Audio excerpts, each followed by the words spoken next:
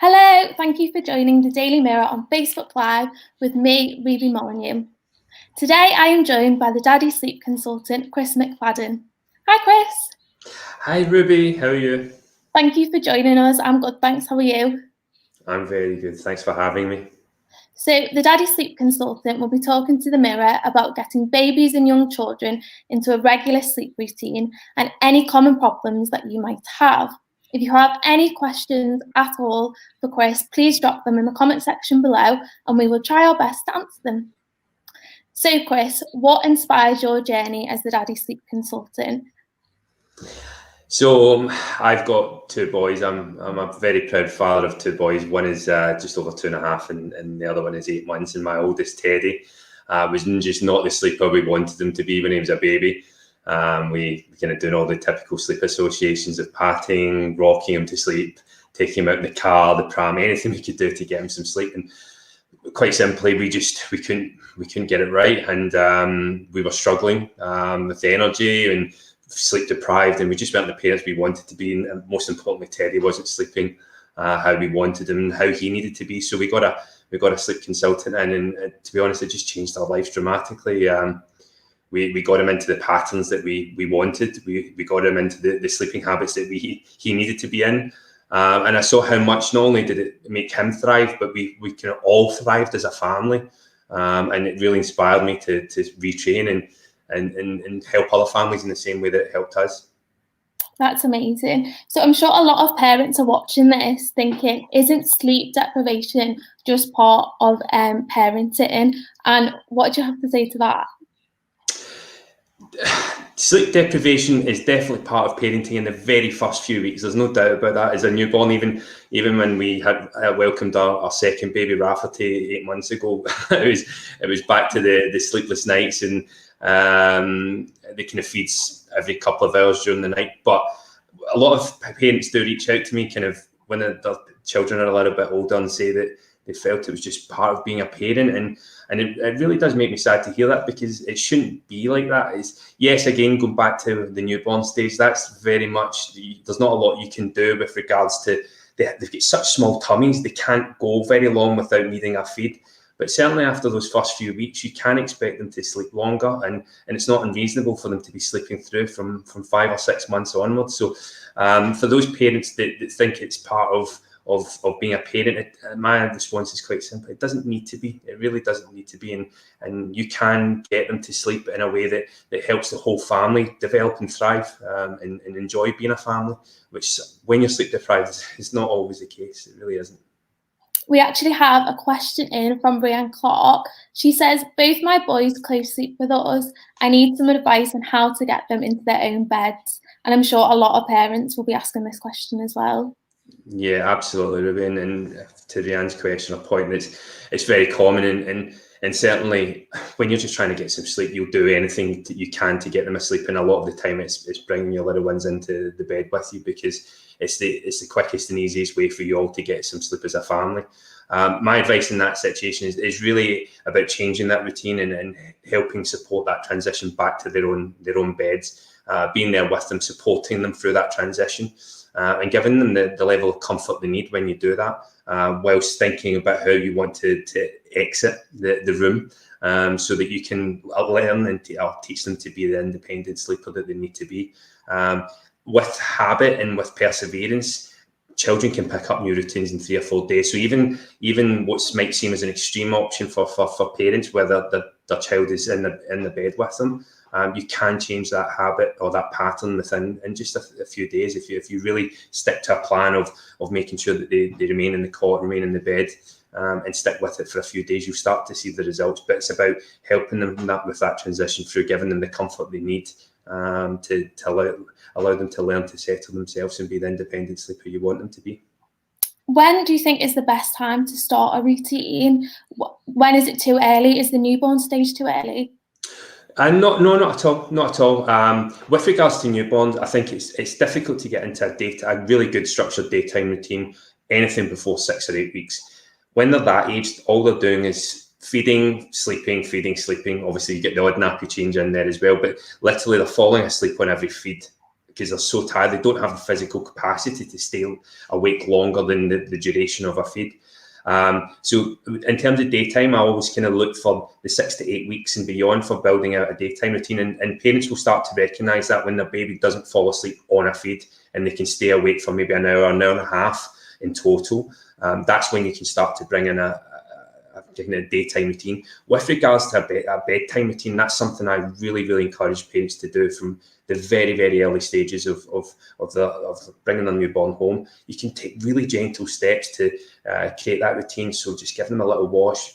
When they're ready for a bath, do the bath, pop them into a fresh sleep suit, doing it all in a dimly lit room. So what you're doing then is really differentiating between daytime and nighttime, which is really, really important to show a baby when they should be sleeping longer stretches because it's nighttime. Babies aren't born with the day-night routine or rhythm that we start to develop as young children and obviously know as adults. So creating a bedtime routine that's very different to what's happening in the kind of more hustle and bustle of daytime really helps that differentiation happen. So I'm all for one to encourage bedtime routines to start really, really soon. And again, just gentle. The timing's not so important, but it's just about the routine. And what babies do is really pick up the cues that once they have a bath, they know that bedtime is coming and they know that it's boring time and they know it's dark time and they know it's about sleeping rather than the kind of fun and stimulation of daytime. We actually have another comment in from Jodie Thomas. She says, my little boy is 9 months old and is struggling to sleep through the night. He likes to roll on his side and then rolls on his front and automatically gets in the crawling position, which then he wakes up. With help, please. Do you have any advice? Yeah, that's very typical, Jodie, especially with kids around that age that are starting to develop. They're always going through changes, both cognitive and physical development, and to start crawling and standing up and cruising, they're all typical routine development points. The one thing I would give you a bit of advice on is when he starts to roll onto his front and is automatically getting into the crawling position, rather than going straight to him and fixing his position, try and hang back for a few minutes and just let him, if you're watching on a video monitor, you can get the comfort from doing that. Just let him kind of play out, let him try and kind of figure out what he needs to do himself. I think sometimes as parents, it's our natural instinct. We want to go straight to our baby when they need something, but actually sometimes just letting them kind of figure it out for themselves. You'd be surprised at what they're capable of. Now, if he's in real discomfort, then you would go and tend to him. But sometimes you just need to figure it out for themselves, even just for a couple of minutes. And that can be really powerful, especially for a baby that's learning to roll front to back, start crawling, start standing up. Sometimes we do need to intervene and just show them what they need to be doing and lie them back down. But what's really important then when you do that is not to introduce kind of sleep associations like cuddling back to sleep, rocking him back to sleep, because then he'll start looking for that more often, which then becomes even more of a challenge with regards to sleeping through the night. So we've got a lot of parents watching this, and are you able to tell us more about the courses that you offer and the methods that you use with your sleep consultant? Absolutely. So I've got two main approaches. One is with regards to delivering my package and expertise, and one is through the online courses that I offer. They're priced from £29 onwards, and they're basically my sleep training programs for 5 to 11 months, 12 to 23 months, and 2 to 4 years. I've also got a newborn pack, which is about the basic principles of and how to start new routines and get all of those in place before you even need to think about sleep training. Hopefully you wouldn't even need to sleep train. So those online courses are available on my website. But one of the other obviously main ways I do it is through my one-to-one coaching program, which is everywhere in the world at the moment. Everything's kind of virtual based, as we're doing just now. And so that's done on a virtual basis where I would provide my support ongoing to my clients. I'm hugely passionate about the service I provide to my clients, and I do unlimited support, which is one of the kind of, I think I'm one of the very few consultants that do that, and it's really, really important to me. I think when you're going through sleep training, you do hit setbacks because babies are so unpredictable. They really are. They love predictability. They love consistency, and they need it. They absolutely need it, but they're not predictable and consistent themselves, and we have to create that for them. But you do hit setbacks, and my support really goes through that whole process to make sure that when you hit the setbacks, I'm there with you every step of the journey.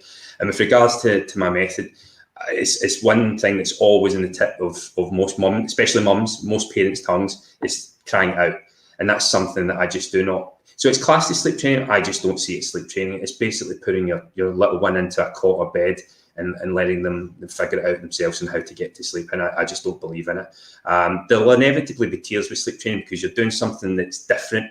It's change, and it's not something they want. They want to be cuddled to sleep or fed to sleep, as they've kind of already been doing, and that's why they have some challenges with sleeping. So my approach is about staying with them until they're ready for you to be giving them the independence and space they need, but you'd be there with them through that sleep training journey, comforting them when they need it. And that's really, really important, rather than crying out, which is simply just putting them in a cot and leaving, hoping they figure it out themselves. And that involves a lot of tears and a lot of stress, both for the child and for the parents as well. We have another question in from Rachel Jennings saying, any ideas on how to get a 2-year-old to sleep through the night? He only has a 30-minute nap during the day. He just wants to play. Yeah. So a couple of things. So a couple of things on that. Yeah, they all want to play. So part of that is about showing him the consistency that it's even when he wakes after that 30-minute nap, that it's not really time for play. Now he's 2 years old. His nap is going to start reducing down over the next year. I'd say at 2 years old, he's probably still capable or still needs more than 30 minutes. Especially if you start to see him getting overtired for bedtime. So when he does wake from that 30-minute nap, if you're still seeing that he's tired later on in the day, I would encourage you to try and get him back to sleep rather than just letting him dictate of getting up. And what might be happening is that when he is then getting to bedtime, and if he's overtired, that's going to impact his ability to sleep through the night. I won't go into too much science about it, but there is a massive scientific link between overtiredness and the ability to sleep through the night because of the way that the hormones work in our body. So really focusing on that daytime nap, assuming he needs more than 30 minutes, which I probably guess he does, then you should start to see the impact at bedtime and through the night. And if you can't get him sleeping longer than 30 minutes, I'd start thinking about bringing his bedtime forward as well, because again, we want to reduce down that overtiredness. And if you can get him sleeping through at night, then you might find that he starts to sleep better during the day as well, because there's definitely links between the two, and sleep does breed sleep, despite what a lot of people think. Thank you to everyone who's sending in questions. We've got another one from Charlotte Jones. My little girl hates sleeping in her cot, but is fine sleeping with us in our bed. What could be the issue? So with regards to babies and toddlers, what they need to be able to sleep, they need to feel secure first and foremost, but they also need to have the ability to self-soothe, self-comfort. And if they don't have that, then they won't be able to get themselves off to sleep, and they won't be able to get themselves back to sleep when they wake during the night. And all adults, all babies, all children, we wake during the night, even if it's just for very small periods. So what's happening is that she'll not be able to comfort herself at the moment because she's using you to do that. If she's lying on you, she's using you as the comfort, whether just like a dummy or just like being cuddled or rocked to sleep or patted to sleep. So when she's hating the cot because she can actually enjoy it more on you, and she doesn't have to worry about self-soothing. If she's in the cot, she'll know that she's not able to do it without that additional support. So she prefers sleeping on you because, again, you're giving her the comfort that she wants. So again, I'd really encourage you to try and get her back into the cot if you can, or if you want rather. And you can do that through a lot of settling techniques and being there with her to help her with that transition. But until she does that, and then she'll continue to want to sleep on you because it's nice and warm and it's cozy and it's mum and dad, and what else more could they want, until they know how to learn to sleep independently, and then they don't want you during that sleep time. It's all about their own space, and having the ability to sleep 12 hours and know that she can do that will give her that nice feeling. Thanks, Chris. So Lisa is also asking a question. Any advice for a 6-year-old who's struggling with sleep during this lockdown? He takes ages to fall asleep and won't do it without me in his room. He often wakes during the night and won't go back to sleep unless he comes in our bed. I think it's quite important that probably lockdown is having an effect on children's sleeping patterns. Yeah, definitely. There's a lot of dependency that comes from they're not getting the same social interaction, they're not getting the same social stimulation, the same stimulation in general. So it's making a lot more challenging. Now, 6-year-olds are beyond my age group in terms of what I can support Lisa, but what I would say is that at the moment it looks like he's looking for that physical and physical comfort and the security of you being there with him, and then that's playing out during the night in terms of him coming into bed. Again, you can take him back into his bed and be with him and encourage him to get back to sleep. And anytime he gets out, just take him back into his bed and again be with him and support him through that transition. Again, he's got that comfort of you being with him, and you need to bake that and show him in other ways, and that would be in his bedroom, in his bed, and allow him to understand. Another good way, even at that age, is think about maybe something like a cuddly toy. I don't know if he's a bit too old for a cuddly toy, and change the psyche around it. So rather than him looking to be looked after, have him look after something else. That's a typical approach I use for a lot of 3 and 4-year-olds. Having them in control of the situation and looking out for someone else is actually really it can work really successfully, so that rather than them being looked after and supported by you as the parents, that actually they're looking out for someone else, and that can work really nicely. So that might be one tip to try with him, as well as giving him the support he needs to stay in his bed and sleep there. So Rhiann commented and said, thank you, and I'll be putting that into practice tonight. So great, good luck. Thank you for that.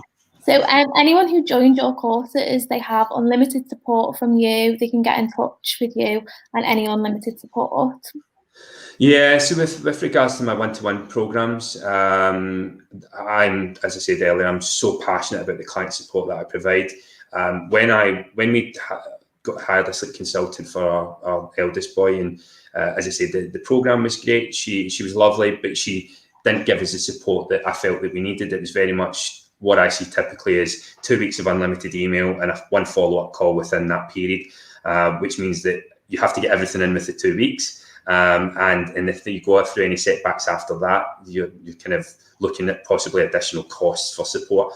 And also, I wasn't getting the response not saying during the night, but around bedtime and around daytime. That's when actually I was having to kind of resolve the problem myself and my wife. So I'm very passionate about the unlimited support, because I've seen how it doesn't work, or works the other way, and I don't think it works too well. So I speak to my clients on WhatsApp most days. They can contact me whenever they want. I do usually have a cut off around 11 o'clock at night because my kids sleep. But I'm there with them during the day, bedtime, giving them any help they need, support, asking them questions, sometimes just being a cheerleader as well. And even after those 2 weeks, which I typically see when the results are clear and the child is sleeping a lot better, if not all the way through the night, then my support doesn't stop. I've got lots of clients that come back to me with little questions here and there well after the 2 weeks, and I'm always there to help them. And it's something I'm very passionate about, and I'll continue to do that. We have another comment from Fiona. My baby is 1 year old and she always gets up in the night for a bottle. Please help. I haven't had a full night's sleep in over a year. Oh, Fiona, it's tough, isn't it? Sleep deprivation is real. At that age, a year old probably won't need to feed during the night. Again, that's really for a parent to make that decision. But typically, you're looking at 6 months when they start weaning. They're a lot stronger and bigger. As long as they have good health and good weight, they won't need feeding after 6 months during the night. And certainly at 1 year old, I would say that's still definitely the case. So the question I would have for you is whether or not you can feel that that's a good feed, or whether that's more for comfort. And that's typically the answer, certainly for a baby a year old, is comfort. It's comfort. So they're using that bottle to get themselves back to sleep. Now, that's not to say that they won't drink it. If you offer it to them, there's a good chance they will drink it. But again, it's about looking at whether that bottle is actually the driver and helping her get back to sleep. And if it is, then instead of giving her the bottle, you have to change the approach of comfort. So use comforting techniques like stroke her, pat her, or pat her tummy, pat her back, rub her back. So think about the things that you're doing instead of giving the bottle. Hold her hand. So again, you're switching the bottle for other things, and it's less likely to go into continue as a habit. But if you continue to give the bottle, she'll continue to wake up and look for it. Thank you, Chris. So we've had so many questions, and sorry we didn't get a chance to answer them all. But if anyone wants to get in touch with you, is it best to visit your website? What's the best course of action? Yeah, if you visit my website, www.thedaddysleepconsultant.com, you can get access. If you sign up, you can get access to my newsletter, which gives you my top 5 tips. You can access my online courses, as I said, start from £29, and you can book a free consultation to speak to me about my one-to-one programs. You can also find me on Facebook or Instagram at the Daddy Sleep Consultant. So those are the best ways to find out more about me or to reach out to me. And one final question before we go: what is the strongest top tip that you'd give to any parent struggling to get their little one to sleep? So I'll do 2 tips, one for the babies and one for the toddlers. So for a baby, I would always encourage to feed before and after a bath for a baby. It's something that we did for our kids, and it made such a difference in terms of allowing them to feed more. And then I found that they fed so much more before and after the bath in terms of their overall feed. There's such a strong relationship between having a full tummy for a baby and sleeping longer and better at night. So trying to maximize the amount of milk they have. And if you do that feed before the bath as well, they're less likely to be tired, which means they're less likely to fall asleep on the bottle, which means they should have more milk. And by not falling asleep in the bottle, you've got the opportunity for them to settle themselves off to sleep rather than falling asleep on the bottle and then being placed into the cot. For toddlers, it's a little bit different because it's all about boundaries and consistency and routine. So toddlers is for most of you parents, they've got toddlers out there watching. Toddlers love to push boundaries. They're always looking to control what we do, what they do, and push those boundaries. So what I think works really well is you have to be consistent with them. You have to set your boundaries and control. So for example, let them control what pajamas they wear at bedtime, for example, but you control when they sleep, how they sleep, where they sleep. What I think works really well with toddlers as well is the idea of routine cards. So you're visually taking them through how the routine should go, whether it's the bath, what happens after the bath, what happens after they have books, what happens when they go to bed, they'll start to sleep independently. So there's a nice way you can talk them through the process. Some kids will obviously be better communicators than others, depending on the age. But those routine cards can allow you to do it visually, even if your child is a little bit on the younger end of age spectrum and therefore the communication skills aren't as strong. But visually, they pick up on it. So that would be my 2 top tips, one for the baby and one for the toddler. I'm sure a lot of parents will be trying those tips tonight. So thank you very much for joining us, Chris, and thank you to everyone who watched. So if you have any more questions for Chris or want to get in touch, the best place is to visit his website. Thank you.